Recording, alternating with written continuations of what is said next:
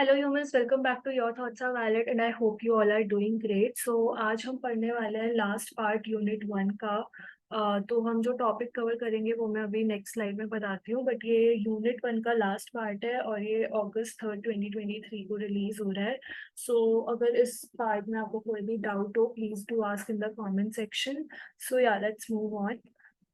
तो आज हम जो टॉपिक कवर करने वाले हैं वो है areas of industrial psychology. Basically career कैसे बनाना है इस फील्ड में, या फिर जॉब रोल वगैरह क्या होता है if you want to be a Indian, if you want to be an industrial psychologist or organizational psychologist. So let's move on. So let's see. Okay, पहला पार्ट पहली लाइन देखते हैं। According to American Psychological Association, industrial psychology focuses on studying and improving human behaviors within teams, organizations and the workplace। ठीक है, तो basically APA के according जो industrial organisational psychology होती है वो किस चीज़ पे फोकस करती है कि एक पर्टिकुलर ऑर्गेनाइजेशन के अंडर या फिर एक टीम के अंडर कैसे ह्यूमन बिहेवियर को स्टडी किया जाए, उसके बाद इम्प्रूव किया जाए, बेसिकली वर्क प्लेस को बेटर कैसे बनाया जाए। फिर सेकंड पॉइंट देखते हैं कि जो इंडस्ट्रियल ऑर्गेनाइजेशनल साइकोलॉजिस्ट होते हैं ये क्लिनिशियंस नहीं होते हैं।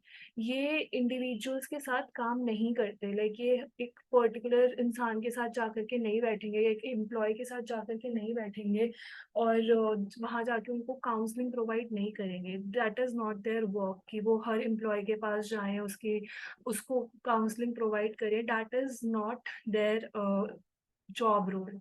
ओके, इनका जॉब रोल क्या होता है? बेसिकली ये बिजनेस फोकस्ड होते हैं। जो इंडस्ट्रियल ऑर्गेनाइजेशनल साइकोलॉजिस्ट होते हैं वो बिजनेस फोकस्ड होते हैं। तो अगर हम बोले ब्रॉडली स्पीकिंग, अगर हम बोलें तो इनका काम होता है कि ये एम्प्लॉयज़ को हेल्प करें और ऑर्गेनाइजेशंस को हेल्प करें ऐसी प्रैक्टिसेस क्रिएट करने में जो कि सस्टेनेबल हो, जिससे कि वर्क प्लेस जो है, पूरी एक ऑर्गेनाइजेशन जो है वो इम्प्रूव हो, एम्प्लॉयज़ के लिए भी और कंपनी के लिए भी। बेसिकली कंपनी भी प्रोडक्टिविटी की तरफ बढ़े और प्रॉफिटेबल रहे और एम्प्लॉयज़ का भी फायदा हो। फिर जो आईयू साइकोलॉजिस्ट होते हैं ये यूजुअली रिसर्च अप्लाई करते हैं वर्क प्लेस प्रोडक्टिविटी को इंक्रीज करने में, एम्प्लॉयज़ को सिलेक्ट करने में जो कि एक पर्टिकुलर जॉब रोल के लिए बेस्ट है, और प्रोडक्ट टेस्टिंग के लिए भी। ये कुछ काम है जो आईओ साइकोलॉजिस्ट को करने होते हैं।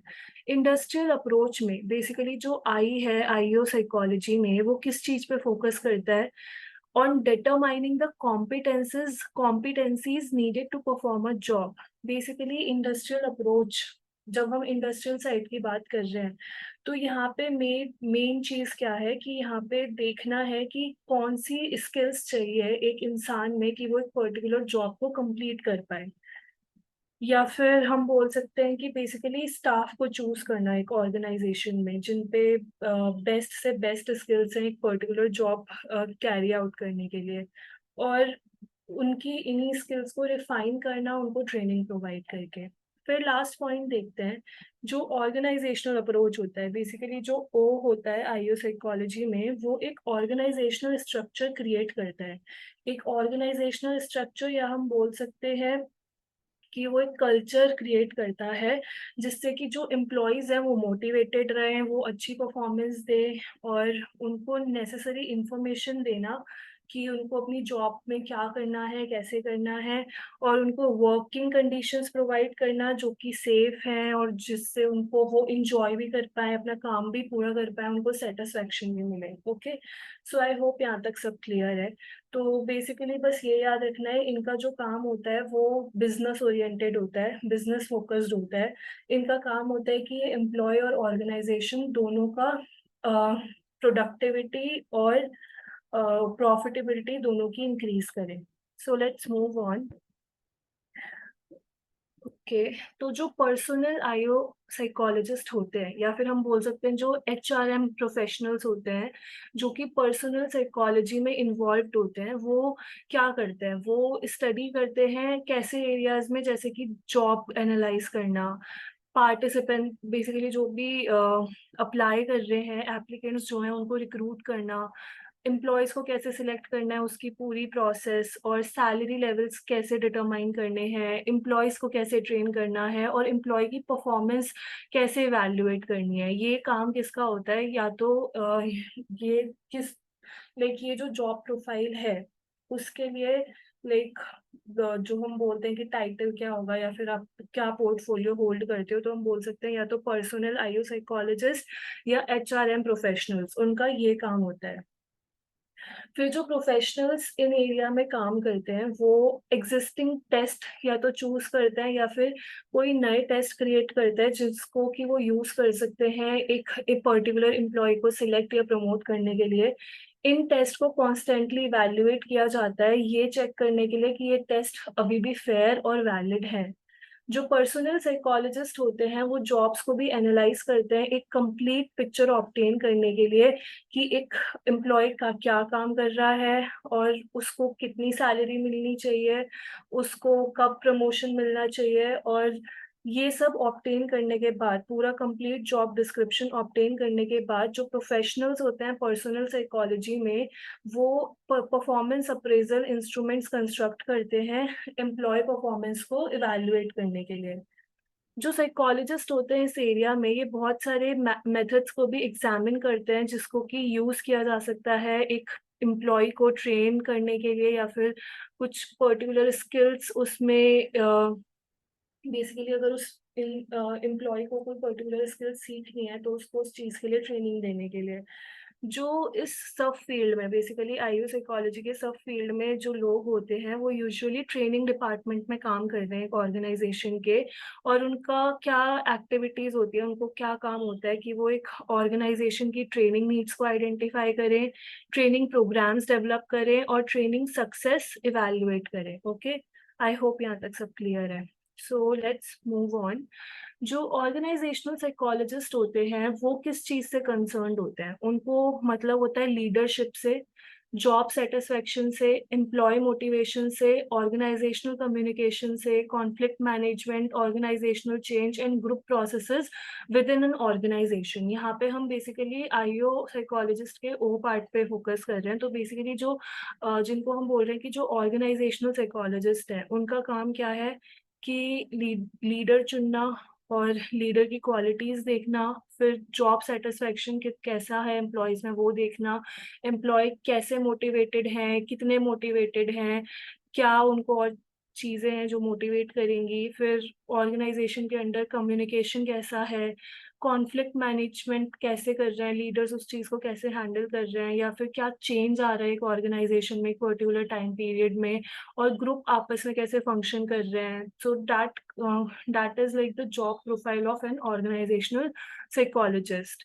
ऑर्गेनाइजेशनल साइकोलॉजिस्ट जो होते हैं वो यूजुअली सर्वेज कंडक्ट करते हैं एम्प्लॉयज़ का उनका एटीट्यूड समझने के लिए और ये जानने के लिए कि एम्प्लॉयज़ के हिसाब से क्या स्ट्रेंथ्स हैं और वीकनेस हैं एक उनकी ऑर्गेनाइजेशन की। यूजुअली ये जो होता है इनका रोल होता है कंसल्टेंट का। जो ऑर्गेनाइजेशनल साइकोलॉजिस्ट होते हैं वो बेसिकली रिकमेंडेशंस देते हैं कि जो भी प्रॉब्लम एरियाज हैं उनको कैसे इम्प्रूव किया जाए। जैसे कि अगर एम्प्लॉयज के बीच में लो जॉब सेटिस्फेक्शन है तो उसको हम कैसे इम्प्रूव कर सकते हैं, कंपनी कैसे इम्प्रूव कर सकती है। क्या लाइक एक तरीका है कि एम्प्लॉयज को अलाउ करके कि वो कुछ कंपनी के इम्पोर्टेंट डिसीजंस में पार्टिसिपेट करें और जैसे कि पुअर कम्युनिकेशन है उसको इम्प्रूव किया जा सकता है एम्प्लॉय सजेशन सिस्टम को इम्प्लीमेंट करके। ठीक है, बेसिकली हर एम्प्लॉय से उसका सजेशन लिया जाए और उसके बाद उन सजेशंस को अपने डिसीजंस में दिखाया जाए, लाइक बेसिकली एम्प्लॉयज के डिसीजन को वैल्यू दी जाए। जो प्रोफेशनल्स होते हैं ऑर्गेनाइजेशन डेवलपमेंट में वो क्या करते हैं वो इम्प्लीमेंट करते हैं ऑर्गेनाइजेशन वाइड प्रोग्राम्स जिनको डिज़ाइन किया जाता है एम्प्लॉय परफॉर्मेंस को इम्प्रूव करने के लिए। ऐसे प्रोग्राम्स जो होते हैं ये इंक्लूड करते हैं टीम बिल्डिंग, रीस्ट्रक्चरिंग और एम्प्लॉय एम्पावरमेंट। ये जो साइकोलॉजिस्ट होते हैं ये यूजुअली इंजीनियर्स के साथ काम करते हैं या फिर हम बोल सकते हैं दूसरे टेक्निकल प्रोफेशनल्स के साथ काम करते हैं जिससे कि वो वर्क प्लेस को सेफ बना सके और एफिशिएंट बना सके। आई होप यहाँ तक सब क्लियर है। Let's move on. तो अब हम देखते हैं कि इंडस्ट्रियल ऑर्गेनाइजेशनल साइकोलॉजिस्ट करते क्या है। तो बेसिकली इनका ये जो फील्ड है, ये बहुत सारी अपॉर्चुनिटीज के साथ आता है अलग अलग एरियाज में। बहुत सारे आईयू साइकोलॉजिस्ट बिजनेस सेक्टर में काम करते हैं, कैसी पोजीशंस में जहाँ पे उनको वर्कर प्रोडक्टिविटी से डील करना है, या फिर एम्प्लॉय ट्रेनिंग से, असेसमेंट से, ह्यूमन रिसोर्सेज से। जो दूसरे आईयू साइकोलॉजिस्ट हैं वो रिसर्च या एकेडमिक पोजीशंस पे काम करते हैं, और दूसरे स्पेशलिटी एरियाज जो होते हैं आईयू साइकोलॉजी में, उसमें ह्यूमन कंप्यूटर इंटरेक्शन इंक्लूड हो सकता है या ह्यूमन फैक्टर्स इंक्लूड हो सकते हैं। कंसल्टिंग अपॉर्चुनिटीज भी अवेलेबल होती हैं एक्सपीरियंस्ड आईयू साइकोलॉजिस्ट के लिए। स्पेसिफिक ड्यूटीज जो होती हैं वो लार्जली डिपेंड करती हैं कि जो प्रोफेशनल्स हैं उन्होंने पहले काम कहाँ किया है और किस टाइप के ऑर्गेनाइजेशन में किया है। जैसे कि एक आईयू साइकोलॉजिस्ट जो है वो एक स्पेसिफिक बिजनेस के लिए काम कर सकता है, उसमें भी इस डोमेन में कि वो सिलेक्ट करे बेस्ट एम्प्लॉयज को, उनको ही ट्रेन करे पर्टिकुलर पोजीशंस के लिए।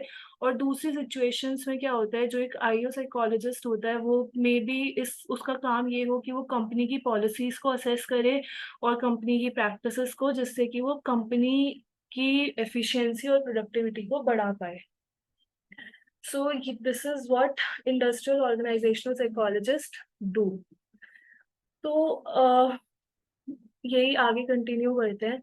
तो जो आईयू साइकोलॉजिस्ट होते हैं वो ह्यूमन बिहेवियर स्टडी करते हैं वर्क प्लेस सेटिंग में, सॉल्यूशंस आइडेंटिफाई करने के लिए, ऐसी प्रॉब्लम्स के लिए जो कि एक ऑर्गेनाइजेशन की बॉटम लाइन को अफेक्ट करता है, या फिर एक इम्प्रूव्ड वर्क, बेसिकली एक ऑर्गेनाइजेशन को इम्प्रूव करने के लिए जो भी स्टेप्स चाहिए होते हैं, जो भी प्रॉब्लम्स हैं उनके जो भी सोल्यूशंस होते हैं, वो आईयू साइकोलॉजिस्ट को आइडेंटिफाई करने होते हैं और उनका सोल्यूशन देना होता है। जो आईयू साइकोलॉजी करियर्स है वो यूजुअली ह्यूमन रिसोर्स ड्यूटीज के साथ कोइंसाइड करता है, अनटिल एंड अनलेस जो ऑर्गेनाइजेशन है उस पर इनफ रिसोर्सेज है कि वो एक सेपरेट लर्निंग क्रिएट कर पाए या फिर एक डेवलपमेंट डिपार्टमेंट क्रिएट कर पाए। तो अगर इतने रिसोर्सेज नहीं है तो आईयू साइकोलॉजिस्ट को हायर किया जाता है ये ड्यूटी परफॉर्म करने के लिए। आईयू साइकोलॉजिस्ट जो होते हैं वो यूजुअली ये सारी ड्यूटीज और रिस्पॉन्सिबिलिटीज परफॉर्म करते हैं। पहला क्या है, इंटरप्रेट करना, असेस करना एक वर्क प्लेस इन्वायरमेंट के अंदर ह्यूमन बिहेवियर कैसा होता है उस चीज को। दूसरा, जो वर्कर्स का जो फुलफिलमेंट, जो भी उनका सेटिस्फेक्शन है उनकी जॉब को लेके, उसको डिटरमाइन करना, और उसका अगर वो कम है तो उसको एनहांस कैसे करना है ये। देन एग्जाम्स को इस्टेब्लिश करना या फिर एजुकेशनल कोर्सेज को इस्टेब्लिश करना, बेसिकली ट्रेनिंग का जो पार्ट है, जिससे कि एम्प्लॉय की स्किल्स इंप्रूव हो और at the end work place या फिर ऑर्गेनाइजेशन प्रोडक्टिव रहे। और लास्ट है कि एम्प्लॉयर्स की एबिलिटीज को इंक्रीज करना, जिससे कि उनको ऑप्टिमल वर्कर्स की तरह अपॉइंट किया जा सके जो भी पोजीशन ओपन है उसके लिए।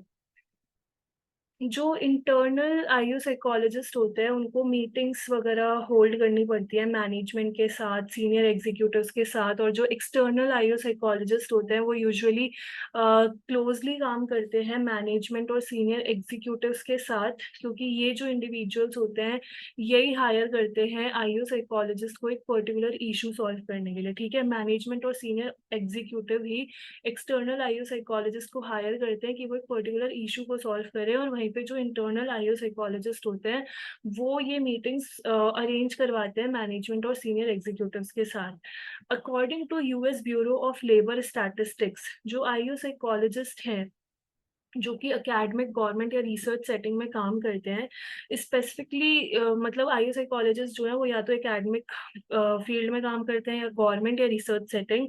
और स्पेसिफिकली ये जो रोल्स होते हैं इसमें मैनेजमेंट और प्रोफेसर पोजीशंस इंक्लूडेड होती हैं।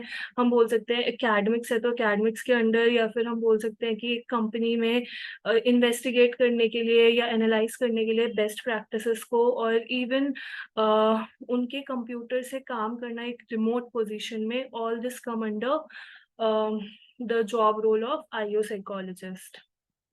देन हम देख लेते हैं कुछ स्किल्स और कॉम्पिटेंसीज जो कि आईओ साइकोलॉजिस्ट में होनी चाहिए। तो एक तो इन लोगों में इमोशनल इंटेलिजेंस काफ़ी ज़्यादा होना चाहिए। इट्स नॉट लाइक कि अगर कोई एम्प्लॉय सफ़र कर रहा है तो वो एम्प्लॉय से इतनी एम्पैथी दिखाने लगे कि वो एक पॉइंट पे यही भूल जाए कि कंपनी का गोल क्या है। तो इसलिए इमोशनल इंटेलिजेंस अच्छा खासा होना चाहिए। देन फिर वो अपने इमोशन से अपने बायसेस को समझ पाएँ, उनको पिन पॉइंट कर पाएँ, उनको पता होना चाहिए कि वो किस चीज़ को लेके थोड़े से बायस्ड हैं, या फिर जो कंपनी में दूसरे लोग हैं उनके भी कुछ अपने बायसेस हैं, कहीं उससे एम्प्लॉय पे तो इफ़ेक्ट नहीं पड़ रहा। और फिर उसी चीज़ को सॉल्व करना या फिर बेसिकली उसको इफ़ेक्टिव वे में डील करना उससे। जो आईयू साइकोलॉजिस्ट होते हैं उनको क्रिटिकल थिंकिंग में एंगेज होना पड़ता है, जिससे कि वो ऐसे इश्यूज़ को अनकवर कर पाएँ जो कि विज़िबल नहीं है। दूसरी नेसेसरी करियर स्किल्स में आ सकती है रिसोर्सफुलनेस, बेसिकली कंपनी को और एम्प्लॉइज़ को इनफ रिसोर्सेज़ प्रोवाइड करवाना कैसे, वो सब कुछ इनका काम है। क्रिएटिविटी कैसे बढ़ानी है एम्प्लॉइज़ में, और ऑर्गेनाइज़ेशन का जो पूरा बेसिकली विंग्स कैसे आपस में इंटरैक्ट कर रहे हैं एंड एवरीथिंग। इनफैक्ट जो आईयू साइकोलॉजिस्ट होते हैं वो उनको अडैप्टेबल भी होना चाहिए। लाइक उनकी अडैप्टेबिलिटी बहुत ज़्यादा डायनामिक होनी चाहिए इस फील्ड में। आईयू साइकोलॉजिस्ट जो है उनकी स्ट्रॉन्ग डेटा एनालिसिस स्किल्स होनी चाहिए, क्योंकि जो सक्सेस है वो बेसिकली तभी मेजर किया जा सकता है जब एक ऑर्गेनाइजेशन इम्प्रूव करेगी। और एडिशनली जो आईयू साइकोलॉजिस्ट होते हैं उनको पजेस करनी चाहिए एक्सीलेंट कम्युनिकेशन एबिलिटीज, जिससे कि वो फाइंडिंग्स को इस वे में प्रेजेंट कर पाए कि जो क्लाइंट्स हैं वो उसको समझ भी पाए और यूज भी कर पाए। तो आई होप यहाँ तक सब क्लियर है। फिर हम बस इस करियर के प्रोज और कॉन्स देख लेते हैं। प्रोज क्या है कि एक करियर अपॉर्चुनिटीज के लिए फेयर नंबर, बेसिकली प्रोज इसका यही है कि जिसके पास मास्टर लेवल डिग्री है वो एक fair number of career opportunities लोगों को प्रोवाइड कर सकता है। Like hold and if you hold a masters degree in IO psychology then you will like आप एक इंडस्ट्री में काम करने जाओगे तो आप एक फेयर नंबर ऑफ अपॉर्चुनिटीज दोगे, जितने भी एप्लीकेंट्स आ रहे हैं, जितने भी एम्प्लॉयज हैं उन सबको। इसमें बहुत सारे करियर पाथ्स होते हैं, जैसे कि प्राइवेट सेक्टर भी कोई कर सकता है, कंसल्टिंग भी, गवर्नमेंट भी, एजुकेशन भी, और सेल्फ एम्प्लॉयमेंट की अपॉर्चुनिटीज भी ये देता है। You can even freelance. Cons में क्या होता है कि क्लाइंट्स और जो प्रोजेक्ट्स हैं वो यूजुअली चेंज होते रहते हैं, लाइक एम्प्लॉयज जॉब छोड़ रहे हैं, आ रहे हैं, तो that creates a confusion. Research जो है वो बहुत ज़्यादा टायरिंग हो जाती है, बिकॉज उसमें टाइम लगता है and it requires a lot of resources, और बर्नआउट हो सकता है इस प्रोसेस के टाइम पे। और बहुत सारी पोजीशंस में डॉक्टरल लेवल की डिग्री चाहिए होती है, बेसिकली मास्टर्स इनफ नहीं होता। तो पीएचडी जिसने कर रखी है ऑर्गेनाइजेशनल साइकोलॉजी में उस इंसान को प्रेफर किया जाता है। और कौन सी डिग्री रिक्वायर्ड होती है इंडस्ट्रियल ऑर्गेनाइजेशनल साइकोलॉजिस्ट बनने के लिए? तो पहली बात, ऐसी बहुत सी यूनिवर्सिटी प्रोग्राम है जो बैचलर्स डिग्री ऑफर कर रहे हैं इस फील्ड में, इंडस्ट्रियल ऑर्गेनाइजेशनल साइकोलॉजी में। बट इंडिया में बहुत कम है ऐसे, बाहर बहुत सारे हैं। जो जिन लोगों पे बैचलर्स डिग्री है वो टिपिकली ह्यूमन रिसोर्सेज में काम करते हैं, या फिर हम बोल सकते हैं और भी कुछ एरियाज होते हैं जहाँ पे वो काम कर सकते हैं। वो बेसिकली ग्रेटर जॉब अपॉर्चुनिटीज जिनको चाहिए या फिर जिनको हायर पे चाहिए, उनको अपना मास्टर्स लेवल, उनको अपनी मास्टर्स डिग्री तो कंप्लीट करनी ही पड़ती है। ये जो साइकोलॉजिस्ट होते हैं ये यूजुअली ह्यूमन रिसोर्सेज में काम करते हैं, कंसल्टिंग में, गवर्नमेंट में, और जो प्राइवेट सेक्टर में वो पोजीशंस की ओपनिंग होती है उसमें। जो ग्रोइंग डिमांड है आईयू साइकोलॉजिस्ट की, उसकी वजह से यूनिवर्सिटीज जो हैं वो आजकल इस कोर्स को जितनी यूनिवर्सिटीज हैं वो कोशिश कर रही हैं कि वो इस डिग्री को अपनी यूनिवर्सिटी में प्रोवाइड करें। और जो जिनके पास डॉक्टरेट डिग्री है आईयू साइकोलॉजी में उनकी पे बहुत अच्छी होती है और उन पे अपॉर्चुनिटीज भी बहुत सारी होती है। So that is it for today's video. यहाँ पे फिर आज हमने समझा कि आईयू साइकोलॉजिस्ट का जॉब रोल वगैरह क्या होता है, कैसे आईयू साइकोलॉजिस्ट बनना है, and everything related to that. So if you have any doubt regarding any of the things we studied today, please do ask in the comment section. I hope everything is clear to you now till here, and I hope unit 1 is clear to you. अगर कोई भी doubt है unit 1 से, you can definitely ask me. I am always there for you to help you out. And yeah, that is it for today's video. I will see you all in the next video.